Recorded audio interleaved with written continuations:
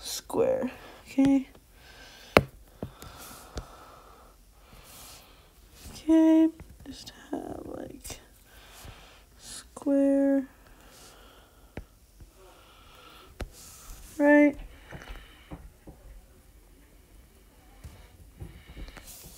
Okay. Just say that that's a square, okay? Okay, let's say that this is 12, right? So then you just do length times width, which equals 12 times 12, because this is a square. Or you could do side squared if you're a little advanced. Side squared is all it is just take the number of one side, right, this number, and square it, right? 12 squared. And 12 squared equals, what does that equal? That equals 144. So that's the area of this shape, right? Okay, so we have the square down, and you can use the same formula for a rectangle. See, length times width equals the rectangular. Okay, so anyways, all right, let's get into the triangle now. The area of a triangle is pretty simple. It is, okay, let's just say this is a perfect triangle, okay? This is very easy, okay? Because all it is, the formula is 1/2, okay, base times height, okay? So, let's just say this is 7, and this is 12, right? Actually, let's not go 12. Let's go 11, okay? So, now what do I have to do? I just have to plug in the numbers, right? Equals V of that. Volume of a triangle equals 1/2 base times height. Plug in the numbers. 1/2 times 7 times 11. You can do it in whatever order you want, but eventually you come out to 1/2 times 77, and that equals, let's see, 1/2 times 77 also equals 77, right, divided by 2. 77 divided by 2 equals, and you can figure that out yourself, right? And so the answer is 38.5. And that is the area of this triangle, right? Pretty simple. Simple stuff, right? Okay.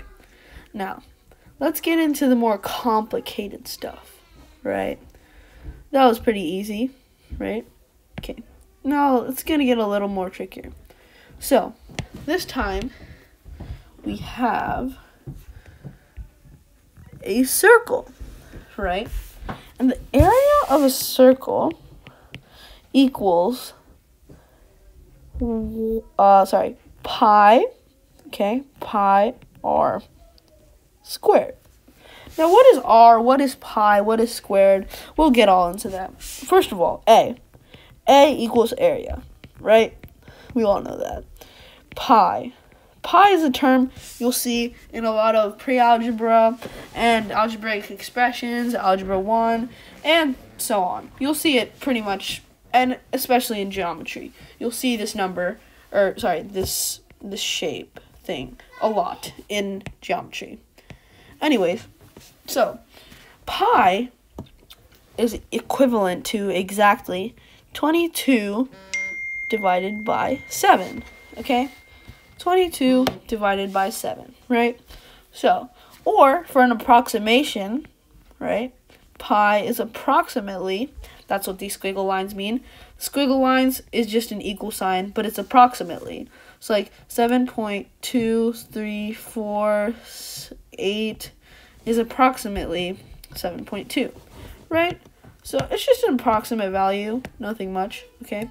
So let's get into it. And so pi is approximately 3.14, okay? So let's just say that, okay, so that's what it is. We have the pi down, right? This is down. The area, we know what it is. What is r? R. Well, let's see.